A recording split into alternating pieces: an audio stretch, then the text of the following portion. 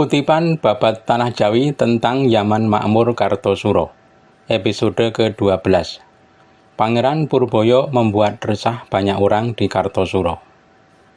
Sepeninggal Ratu Kancono, sang raja tidak mempunyai permaisuri. Pangeran Purboyo kemudian mencoba mencari wanita yang pantas untuk dijadikan permaisuri. Pangeran Purboyo lalu teringat kepada Mangunoneng. Setelah dicopot sebagai Bupati Pati, Mangunoneng dikaryakan sebagai Panewu Besar, ikut dengan Raden Aryo Mloyokusumo. Mangunoneng kemudian dipanggil oleh Pangeran Purboyo. Pangeran Purboyo berbisik, "Hai Mangunoneng, engkau kan punya banyak wawasan. Di mana ada wanita yang cantik, yang kecantikannya melebihi orang senegeri dari pesisir sana. Syukur kalau keturunan orang mulia. Walau keturunan orang biasa, kalau cantik tak apa." Mangunoneng menyembah dan berkata, "Duh Paduka, sudah terlambat sekarang. Memang ada wanita cantik, samar-samar saya dengar dari Pati. Si wanita itu cucu dari pembesar di Giri, Raden Singosari yang gugur ketika kakek Paduka Sunan Amangkurat menaklukkan Giri. Raden Singosari tewas oleh Panembahan Notoprojo, seorang pangeran dari Katilangu. Raden Singosari mempunyai anak yang juga bernama Singosari. Si Singosari menikah dengan wanita dari Pati. Anaknya yang tertua namanya Raden Ajeng Taman, wanita yang tercantik di seluruh negeri, tanpa tandingan kalau dicari orang di bumi ini.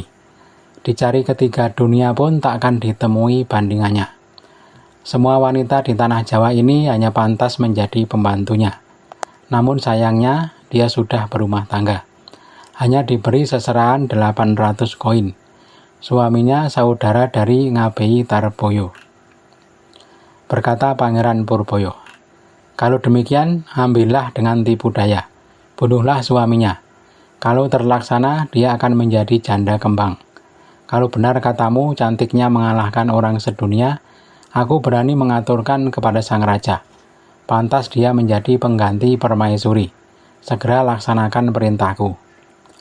Mangunoneng diberi uang 200 rial. Boleh dipakai sekehendaknya untuk memuluskan rencana. Pangeran Purboyo berkata, "Syukur bila engkau sendiri yang turun tangan membunuh suami Raden Ayu Taman. Aku beri engkau negeri Jepara dan menjadi wadono bagi orang pesisir ke kanan, menggantikan Ki Citrosomo." Ki Mangunoneng keluar dari kediaman Pangeran Purboyo lalu segera berangkat ke negeri pesisir. Mangunoneng tidak mau melakukan sendiri. Dia kemudian mencari pembunuh bayaran. Dengan uang 100 rial dia mencari durjana yang bisa melakukan eksekusi. Namun walau Mangunoneng telah membayar, tak kunjung mendapatkan hasil. Adipati Jepara, Ki Citrosomo lalu mendengar adanya permufakatan Mangunoneng dan Pangeran Purboyo itu. Kalau terlaksana, tak urung anak cucunya melarat, karena wilayahnya akan diambil. Ki Citrosomo lalu membuat sayembara diam-diam dengan hadiah 500 rial. Barang siapa yang bisa membunuh Raden Ayu Taman, dia akan diberikan uang sejumlah itu. Seorang Durjono dari Jepara menyatakan sanggup. Setelah waktu Isya dia pergi ke Tarboyo dan masuk ke rumah Raden Ayu Taman. Sesampai di dalam dia segera menikam Raden Ayu Taman dan tewas seketika. Tujuan Ki Citrosomo melakukan itu adalah agar negeri Jepara tidak diambil darinya, karena dia sudah mengetahui permufakatan Pangeran Purboyo dengan Mangunoneng. Pangeran Purboyo mendengar perihal tewasnya Raden Ayu Taman, malah suaminya tidak mati. Pangeran Purboyo berpikir si Mangunoneng telah gagal dan pasti akan terbongkar permufakatan jahatnya dengan Mangunoneng. Mangunoneng segera dipanggil dan dipecat, sehingga terlunta-lunta hidupnya. Peristiwa ini tak urung menyebar di kalangan orang pesisir. Mereka semakin berburuk sangka kepada Pangeran Purboyo. Apalagi ada peristiwa lain di pesisir yang membuat heboh. Ada seorang abdi Pangeran Purboyo yang disuruh membuat rusuh di Tuban. Namanya Diposono. Namun si Diposono ini kurang pintar dalam membuat siasat. Dia hanya bisa mengamuk kalau malam hari. dengan menyerang desa-desa pinggiran. Adipati Tuban Surodiningrat mendengar bahwa yang mengamuk adalah Diposono, seorang magang di tempat Pangeran Purboyo. Surodiningrat lalu menempatkan prajurit di desa. Ketika Diposono menyerang desa, dia ditangkap dan dibawa ke kota. Adipati Citrosomo dan Adipati Jayaningrat sudah sepakat untuk mengadu kepada Ki Patih Notokusumo. Orang-orang sudah tak tahan dengan segala perbuatan Pangeran Purboyo.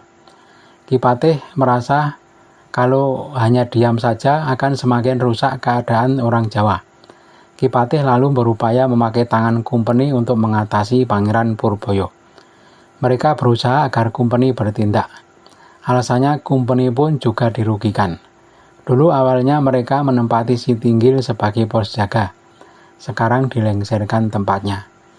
Kalau Pangeran Purboyo dibiarkan ibarat memelihara musuh, karena perbuatannya serba ngawur, asal tabrak saja. Kumpeni tangkap akan dibawa dalam siasat para punggawa untuk menyingkirkan Pangeran Purboyo. Maka mereka bertindak hati-hati. Kumpeni tidak mau gerusah-gerusuh. Sementara itu, Patih Notokusumo telah menghadap sang raja dan melapor bahwa di Tuban ada orang berbuat rusuh. Berkata Ki Patih, "Hamba menerima surat dari Kumendur Semarang yang menyatakan bahwa adik Paduka Pangeran Purboyo melepas orang gila. Semua orang pesisir merasa takut. Paduka, yang diperintah adalah Diposono di Tuban. Sebaiknya Diposono segera Paduka panggil dan diadu melawan macan. Dia telah berbuat keburukan yang besar." Sang raja menuruti laporan Ki Patih. Diposono diminta oleh sang raja kepada Pangeran Purboyo. Pangeran sangat kaget ada permintaan seperti itu tanpa melalui kepatihan. Namun dia segera percaya diri. Ketika pisuanan hari Senin, sang raja mengadakan acara adu macan. Diposono dan teman-teman sejumlah 7 orang dipanggil ke gelanggang. Namun mereka membawa keris Pangeran Purboyo, sehingga petugas takut mengambil. Dengan mudah mereka berhasil membunuh macan dan ke-7 orang itu bebas. Pangeran Purboyo terlanjur jengkel. Malam hari berbincang dengan para punggawanya. Ada Patih Sumowicitro dan Condro Wilasito. Juga ada Mas Gondokusumo, anak Bupati Banyumas Tumenggung Yudonagoro. Gondokusumo namanya dulu Mas Konting. Juga ada Truno Ngodoro dan Ki Sutoyudo. Pangeran Purboyo berkata, "Bagaimana diriku ini? Kehendak sang raja aku harus bagaimana? Orang Jawa itu tidak bisa diajak berbuat baik. Kalau dihukum atas kesalahannya malah salah terima, lalu membalas dengan keburukan." Ki Sutoyudo menyembah lalu berkata, "Paduka, orang Kartosuro sekarang menganggap Paduka telah membuat susah. Ibarat kulit tergores, kelak negeri ini akan berubah menjadi koreng yang membusuk." Pangeran Purboyo tertawa.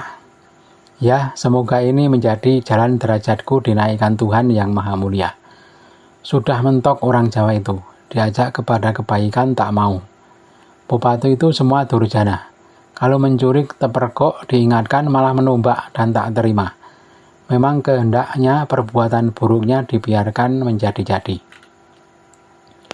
Semua orang yang diajak bicara malam itu tak dapat tidur.